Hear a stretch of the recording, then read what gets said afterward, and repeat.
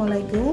আজকে দুপুরে রান্না করেছি বড় বড় শসা দিয়ে রুই মাছ। এটা আমার আম্মার জন্য করেছি। উনি কিডনির পেশেন্ট, উনি সব খাবার খেতে পারে না। এটা আম্মার মেনু। আমাদের জন্য করেছি করলা দিয়ে পোয়া মাছ। এটার সাথে সামান্য পরিমাণের মেথি আর একটু আলু দিয়েছি। একটু ঝাল ঝাল করে রান্না করলাম। ছেলের জন্য মাসকলাই ডাল করেছি ধনেপাতা ছাড়া, সাথে বোম্বাই মরিচ। আমাদের জন্য করেছি মাসকলাই ডাল, সাজনা, মিষ্টি আলু,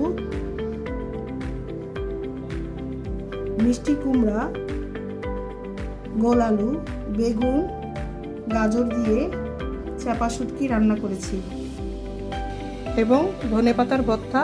এখন পাটায় মিশিয়ে তারপরে সবাই দুপুরে খাবো। সবাইকে শুভ দুপুর।